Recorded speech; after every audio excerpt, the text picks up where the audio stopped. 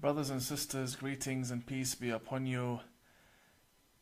Salamun alaikum, shalom, bonjour, ya Ali, all the greetings in the world out there.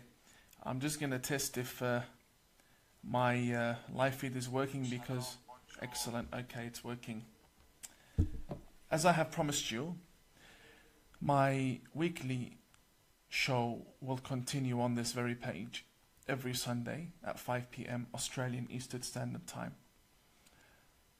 And the aim from these programs is to, number one, raise awareness about what really lies within the books that form the violent Sharia law that lead to the beheading of our citizens and the innocents around the world. And also, we need to educate ourselves in what is harmful to us and our children, so that we may know how to take precaution when it comes to dealing with this ideology. It is not harmful to educate ourselves in what is harmful. It is wise for us to understand what exactly lies within these books.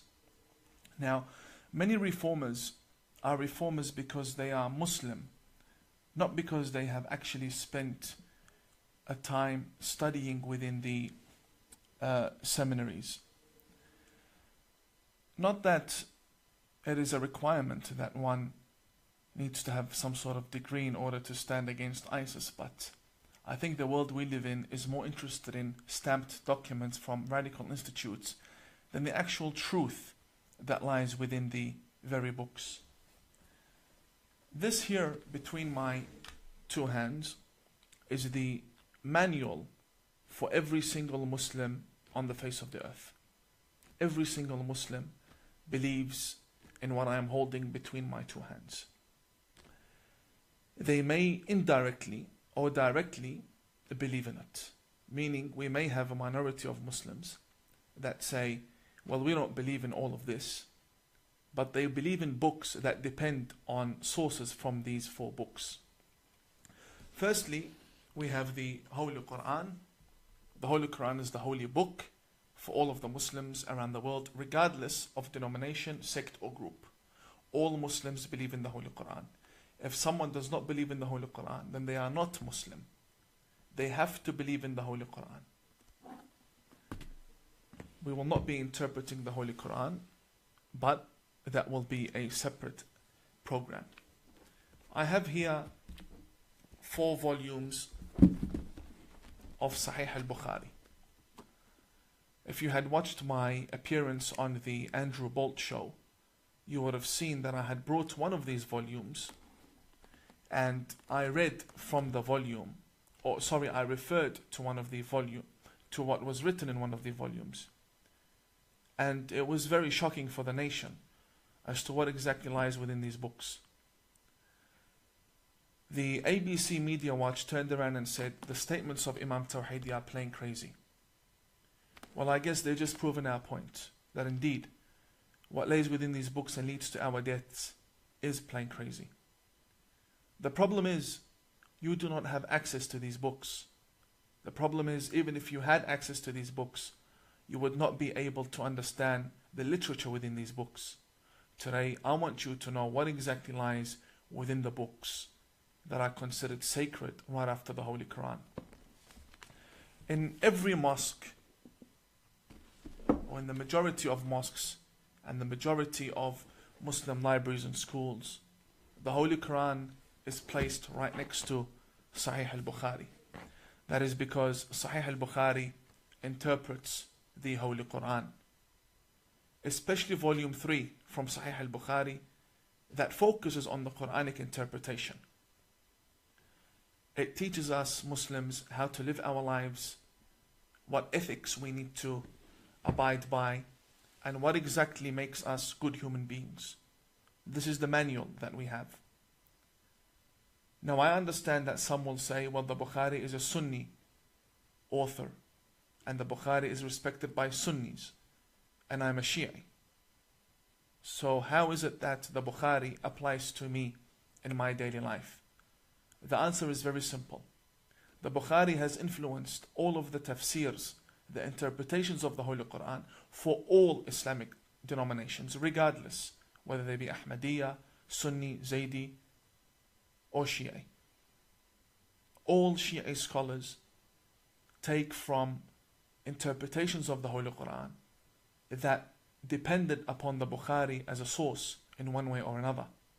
This book has influenced every school of thought, and even grand ayatollahs within the Shia school of thought, such as Fadlullah, Khamenei, Khomeini, and also lecturers such as Ahmad al-Wa'ili. All of them refer to this book and they abide by it. Some may call them undercover Sunni, undercover Wahhabi. That is understandable. But that's not what I am saying. I am saying this book is a book that has led to the deaths of many people. This is a formula of war. This is what has made Islam a religion of war. This is what needs to be banned. Now obviously, with 4 volumes between my hands, I'm not going to be able to analyze each and every volume within this episode. But we are going to skim through these 4 volumes to find out what exactly is this book like, what was the line of thinking of this author, what on earth was he thinking when he compiled this, and why are the Muslims silent? But before I come into speaking about the Bukhari, it is worth asking a question. How come the Muslims who don't speak Arabic, other than the Imams, and how come the Muslims who don't speak Arabic completely, and how come non-Muslims, university teachers who have studied Islam and received degrees in Islam, how come they haven't come across this? Why is it that we are now learning about this Bukhari? The answer is very simple. When you go to a Muslim bookstore and you say, can you give me a copy of the Bukhari? You would expect to get this, but instead they will give you this. They'll give you 1 volume that is made up of Arabic and English. They have cherry-picked and selected for you and translated for you what they want you to read from Sahih al-Bukhari. They do not want you to read everything within Sahih al-Bukhari. As you can see, they have titled it Sahih al-Bukhari, the early years of Islam. And they explain and translate. But this is not al-Bukhari. This is a small compilation from what they want you to know about Bukhari.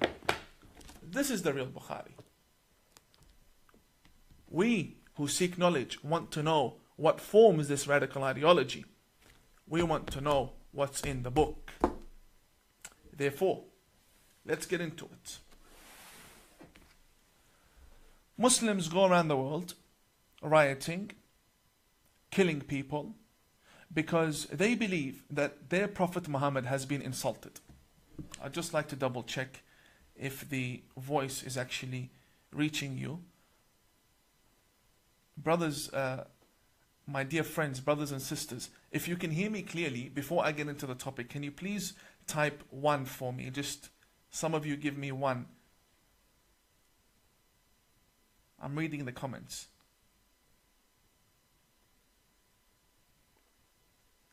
Just a 1, thank you very much. If you can hear me, can you please confirm?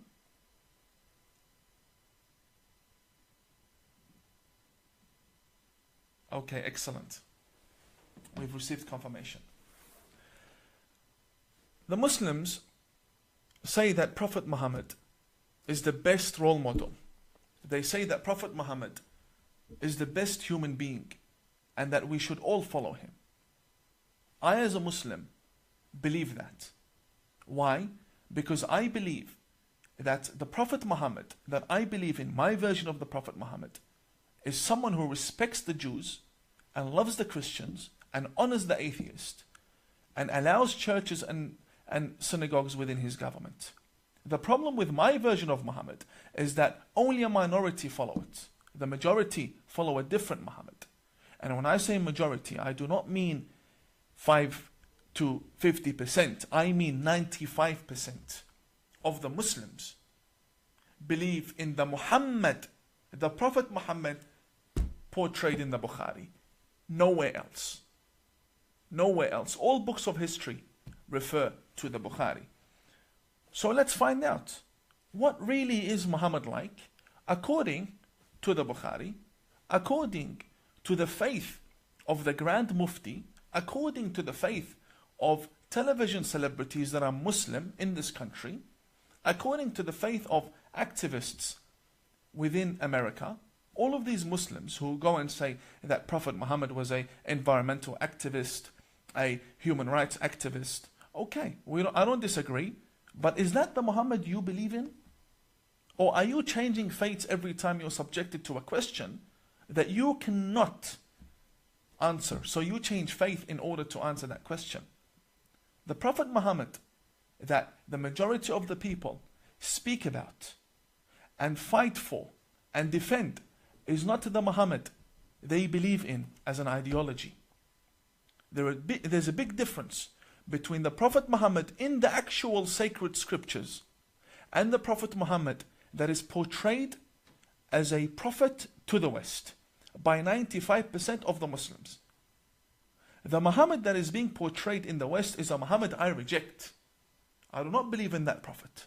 I believe in a version that the minority believe in. And this is what reformers want. Reformers say, get rid of these role models that you have formed and you believe in. Get rid of them and start rethinking what a prophet should be like, because that will influence your ethics and your culture as Muslims. But they do not want that.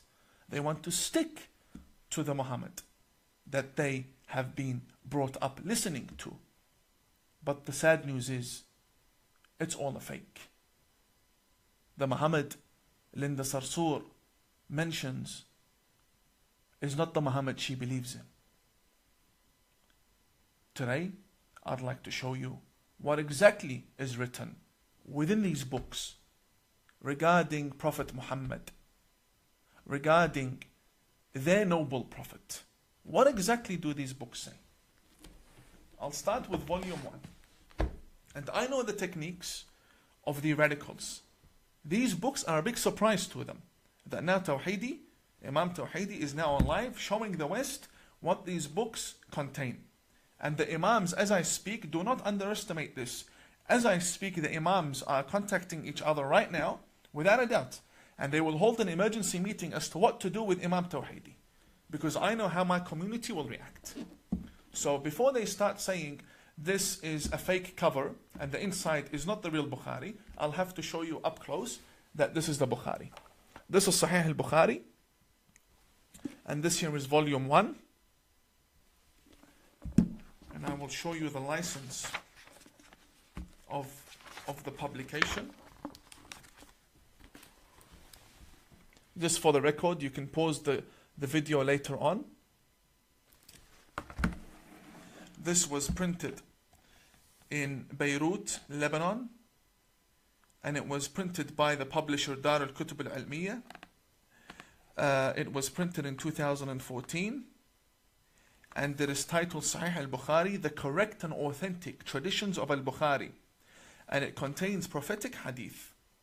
This is volume 1. This is exactly what I was taught. Let me show you why I had to rebel against the school of thought that once upon a time wanted me to be a missionary to the West. So you can understand why these statements are being issued against me, saying I'm a fake. I'm a fake because I left this.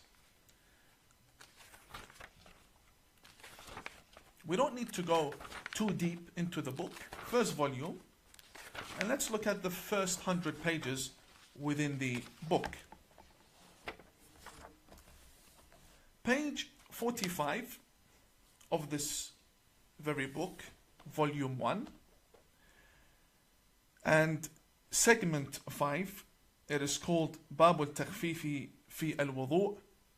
It speaks about the purification and purity of oneself before engaging in any form of prayer. Muslims wash themselves 5 times a day, meaning they wash the face, They wash the hands first, then the face. Then they come to the two arms and wipe on the head, and then they wipe on the feet. This is called the ablution. It's called the wudu. The wudu. It's also pronounced wuzu or wudu. It is a must. There is no prayer accepted in Islam without that purification beforehand. They mention the Prophet Muhammad. They themselves, 95% of the Muslims believe in this. They say that the Messenger of God, Muhammad, came to a house, and I will recite in Arabic. ثم اضطجع فنام حتى نفخ. He laid down, slept, and began to snore. ثم أتاه المنادي. Then the caller for prayer, the person who wakes him up for prayer, came to the Prophet Muhammad. And he said to him, it is time to pray. فقام معه إلى الصلاة. Therefore the Prophet Muhammad woke up and went with the person who woke him up to go and pray together. فصلى ولم يتوضأ.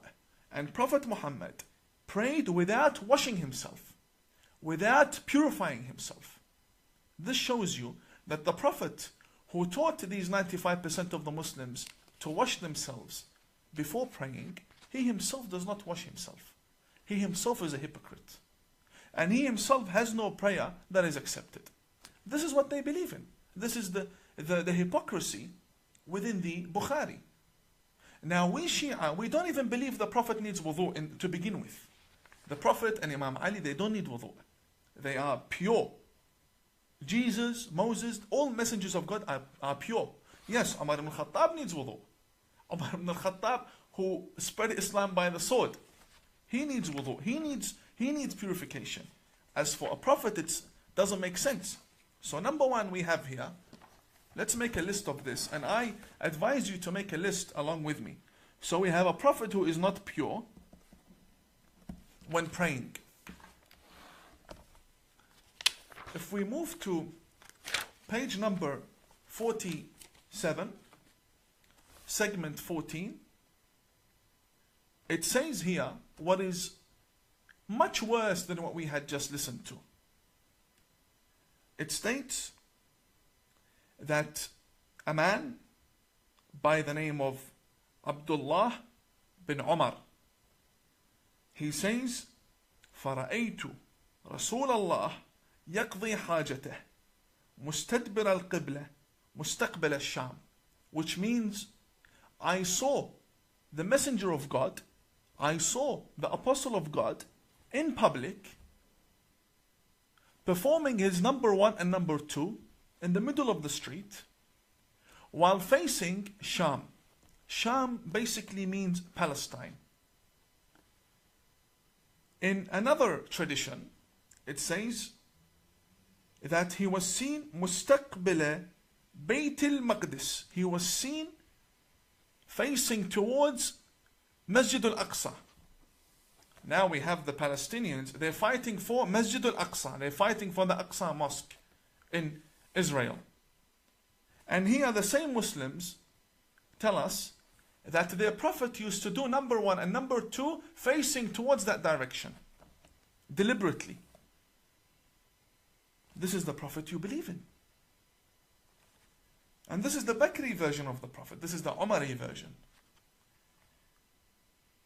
And a prophet from God in the middle of the street doing number one, number two for everyone to see him. And it gets reported in history after 1,400 years. And you're proud to be following such a prophet? If we come down to page 62, we're still within the first 100 pages. We're still within the first 100 pages. Page number 62.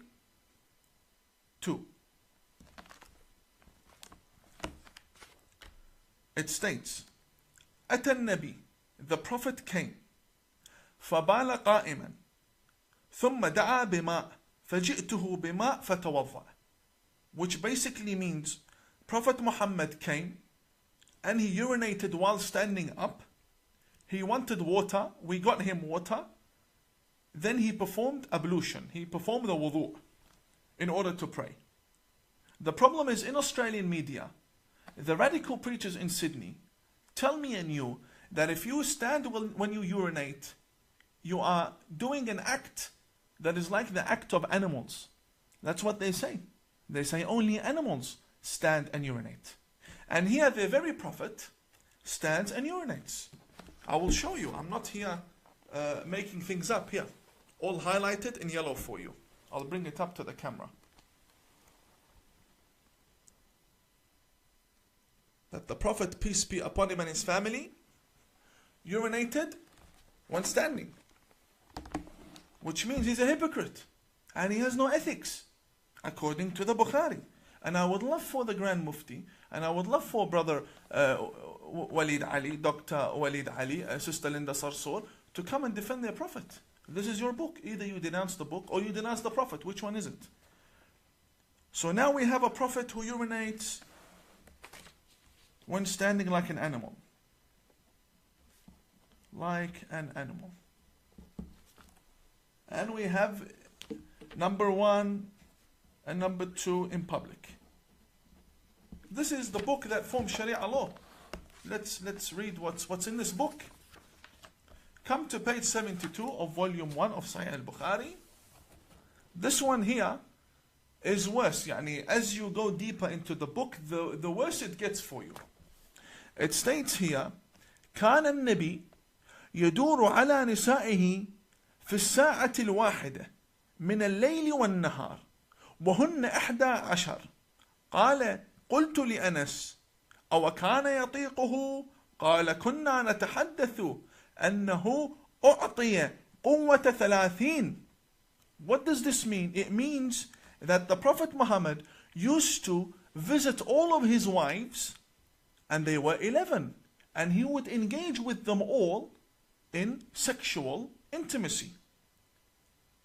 And he would do that during the day and during the night. And all 11 of them. And he wouldn't wash himself. He would not wash himself between each wife. So the person who narrated this report, he said, is this true? That Prophet Muhammad has the ability to satisfy 11 women? Here it says, he was given the power of 30 men. Yeah, Bukhari, who are you trying to fool? Who are you trying to fool? When you read this is the Prophet Muhammad that we were taught. I didn't bring this from Jupiter. This is the book for the greatest scholar in Islam after the Quran, according to 95% of the Muslims. I didn't make this up. It's in the Bukhari. I'm more than happy to bring this on any platform and we'll debate about it. This is very sad. Very sad. Prophet Muhammad, who you love and you go around killing people for. This is your hypocrisy. This is what you believe about your Prophet. This is the issue when we say ISIS came from Sunni Islam and they are doing what they are doing in Iraq. Or everything is focused about the sexual desires that they have. Blow yourself up to get 72 virgins. This is your Prophet. Running around during the day and the night. He has nothing better to do. God sent him to engage in intimacy. He had nothing better to do, according to your most important source. Now this, and we're still on page 72. We're still on page 72, over here. Page 72. We haven't even reached page 100. And it just gets worse. This is volume 1. Volume 1 from Sahih al-Bukhari. As we are going through these books, you will see that the level of intellect and integrity and dignity and respect that the author has when speaking to his people regarding his own Prophet is very low. Very low level of respect when speaking about the Prophet. And none of us would want 1,400 years down the track to have a most important book circulated everywhere, considered sacred, that contains matters of your private lifestyle, matters of how you would deal with your wife. These are shameful things, and these are present in every mosque.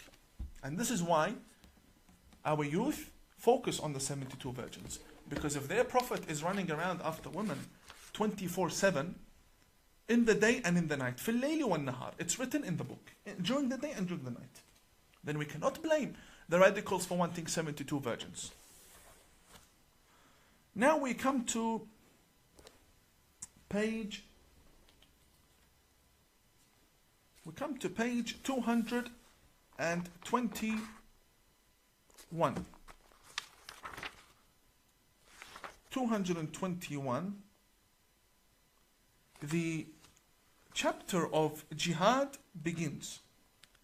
And this is the problem that we have when it comes to jihad. This here is volume 2 from Sahih al-Bukhari, the most sacred book after the Holy Quran. And this here is the chapter of jihad, so nobody says we're making things up. Chapter of jihad. We will open the chapter of jihad that is present in all of our mosques. Thank you very much. Thank you very much for importing these books from overseas. Segment number 7 in chapter 6 of volume 2, page number 223, as I have highlighted for you. I don't know how clear that is. I can provide you with scans if you like.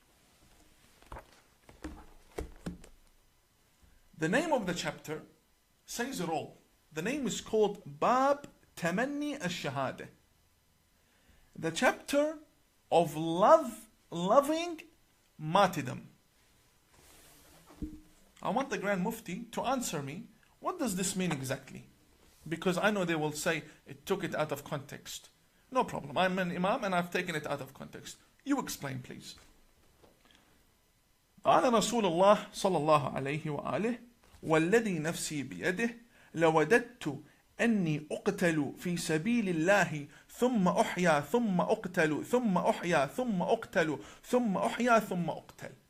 What does that mean? It means that Prophet Muhammad says, I vow by God that I wish that I could be killed for the sake of Allah, then brought back to life, then killed, then brought back to life, then killed, then brought back to life, then killed once again, and then you go become a martyr and you go and you get your 72 virgins.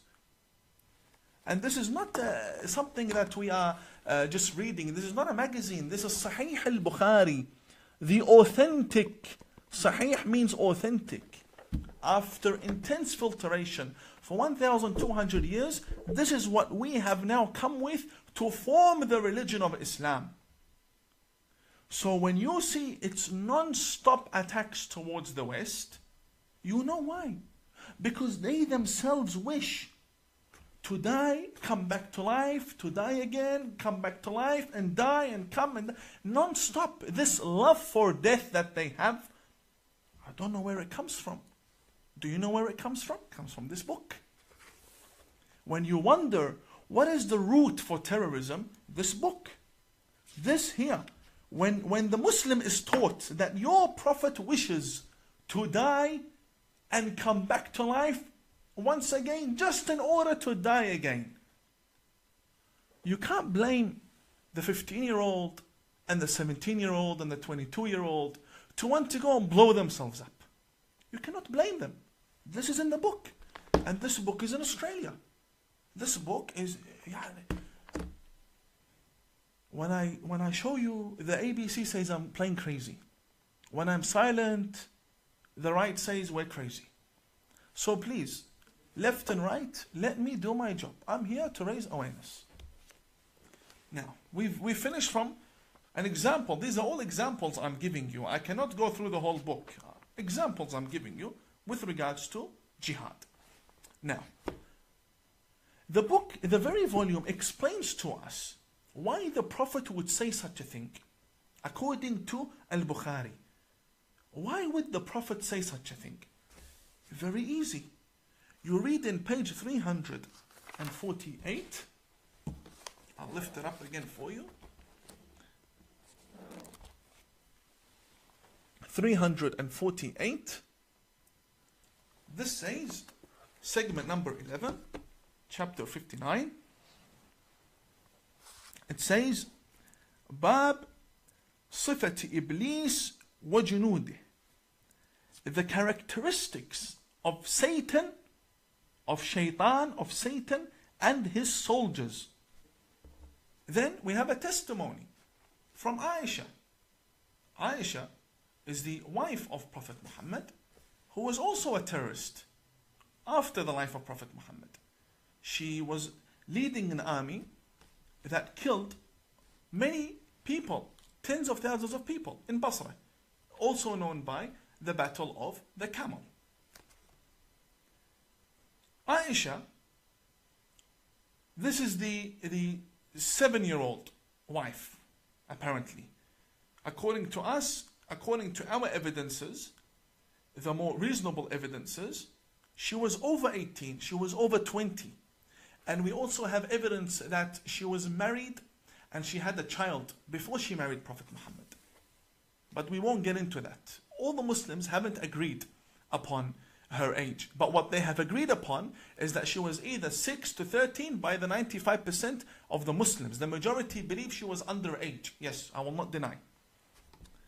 Here, the very lady, Aisha, says, and Aisha, hadith number 3268.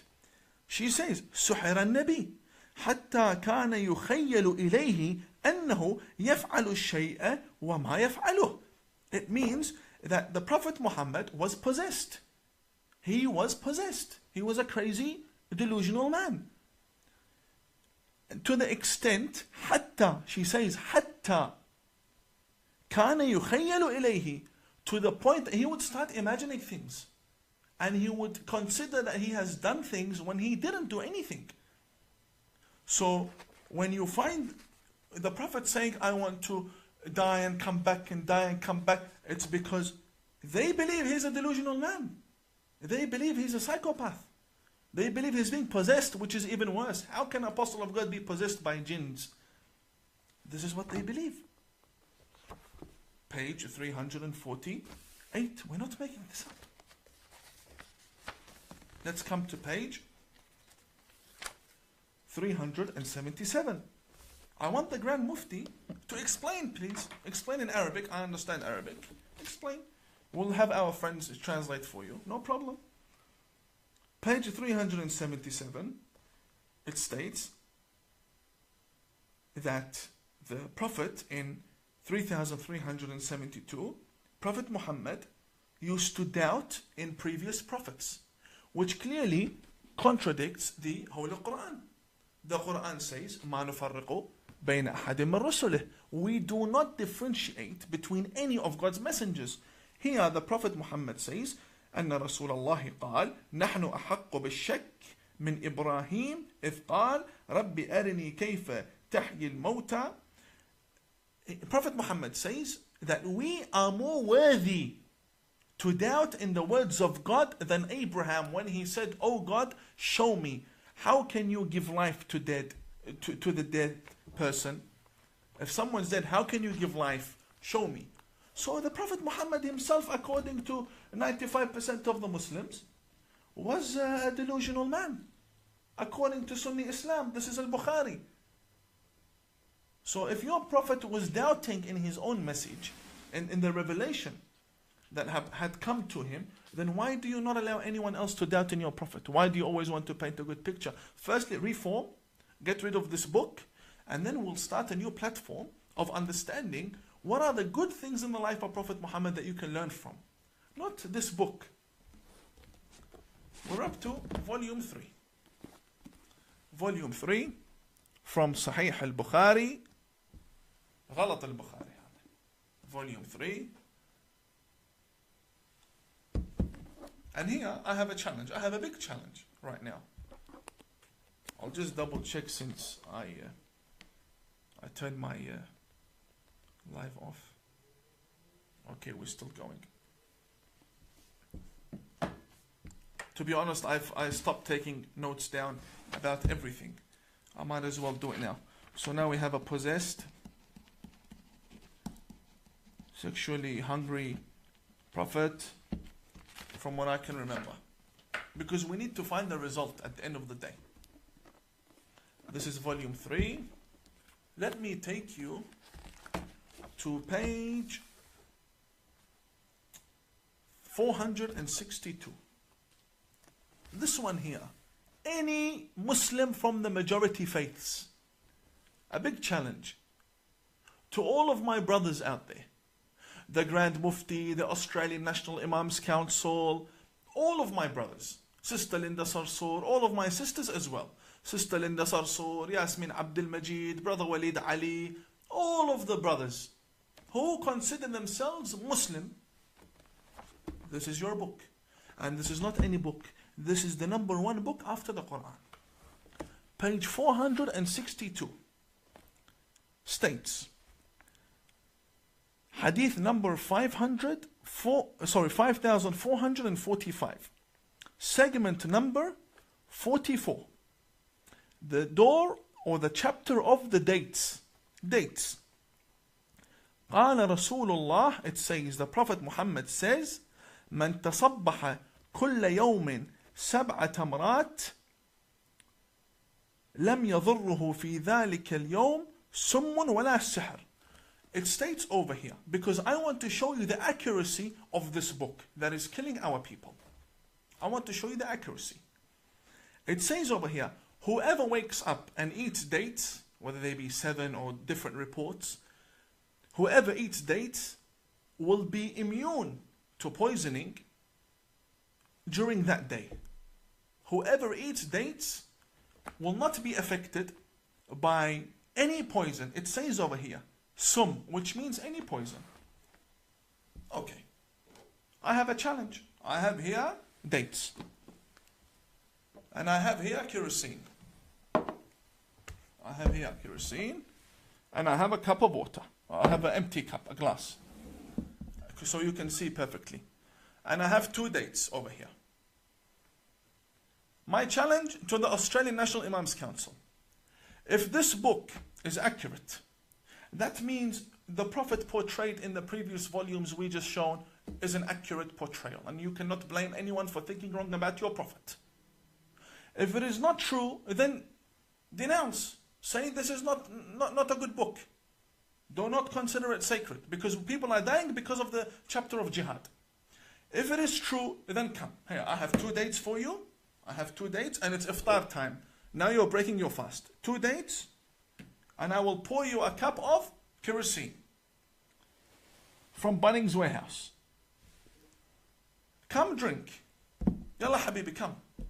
Come drink, and I want to see how you will not end up in the hospital.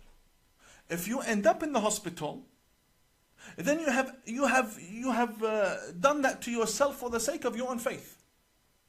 If you end up dying or you end up with serious injury, then you're a victim of your own faith. This is what you believe in. And if you end up healthy and nothing's wrong with you, I will convert to your faith. I will resign as a Shia Imam and I will come and I will kiss your feet and I will study under you. I will start all over again. If you can prove me wrong, come. I'll pour you 1 cup from this after you have 2 dates so we can see exactly, is this book accurate or no? If it is really the word of God and if it's really what you believe is correct, come. I give you 2 dates plus here a kerosene and enjoy. This is nonsense. This is volume 3. Now we're up to volume 4. And volume 4 is a tragedy within a tragedy within a tragedy. Volume 4 from Sahih al-Bukhari. Volume 4 Sahih al-Bukhari. And by the way, the books of the Shia will come next. This is the main Sunni author. Shia authors will come next. I will bring the Shia books and we will see exactly what's going on in this faith. We'll bring them all. The books of Khomeini and the thawing of the underage children, they will all come. So now we have volume 4, because this is very interesting. Because this is very interesting, I'm going to show you the license again of this very volume so nobody says it's a lie. Okay. Now let's go very far away from the whole world of jihad, and I'm pretty sure Islam has something to offer. I'm pretty sure 95% of the Muslims believe in a faith that should have something to offer, yani at least some medicine. Let's take a look at the medicine here. Also page 16. Page 16, it says the chapter of medicine with the urine of the camel. تفضل. Chapter of medicine with the urine of the camel. Medicine, medication, cure with the urine of the camel. Let's read. It states, a group of people came and visited the Prophet in Medina, which means he had a government. I don't believe the Prophet had a government, but I believe he had a strong establishment. We'll speak about the government of the Prophet in a different time. As for now, they came to Medina, where the Prophet had his religion established. And they became sick. What do they do when you become sick and you have the Prophet? He's the best doctor. So they went to the doctor. The best doctor in the opinion of the Australian National Imams Council. The best doctor in the opinion of the Grand Mufti, Dr. Ibrahim Abu Muhammad. The best doctor according to all of the Muslims. The best doctor, the Prophet Muhammad. This is your book, not mine. This is your book. What does the best doctor say to the sick people that came to him? And what did he do when they took his prescription and ran with it? What did he do to them? فأمرهم النبي, they were sick. فأمرهم النبي, he ordered them أن يلحقوا براعيه, that they go after the owner of the camel. يعني الإبل, it states here, يعني الإبل, which means the camel. فيشربوا من ألبانها وأبوالها, to drink from its milk and urine. فلحقوا براعيه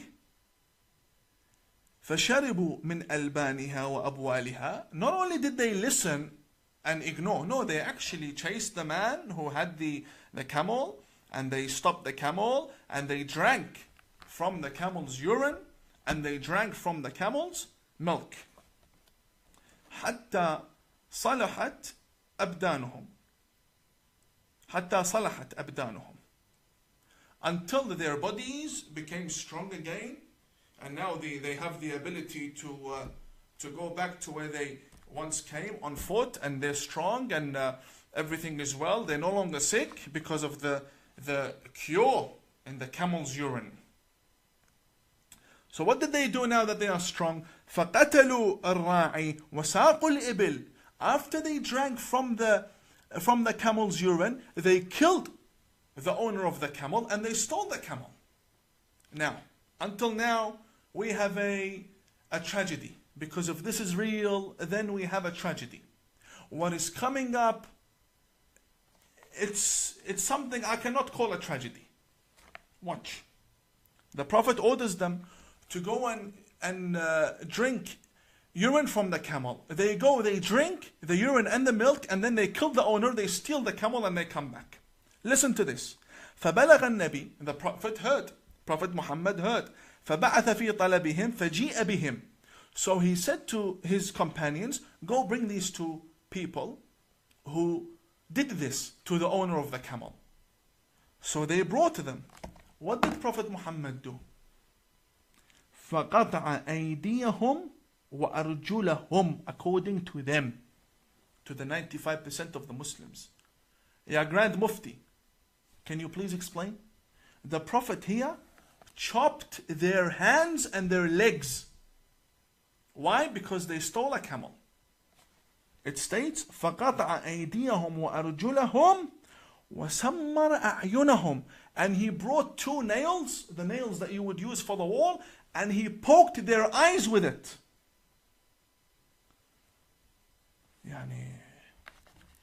this is a terrorist. What kind of a doctor is this to begin with? You have someone who's sick, comes to you, you refer them to go drink camel urine, and then when they steal the camel and they kill the owner, you chop their hands and their legs, and then you poke their eyes with nails. This is your prophet. This is your prophet. I did not make these books. This is your religion. Here, can you please explain? We just went through 4 volumes, and next week will be the Shi'i books. These are your volumes. Can you please explain to me? Because what I did now, I translated what is in the book. That's all I did. I did not add anything from myself. I translated what's in the book.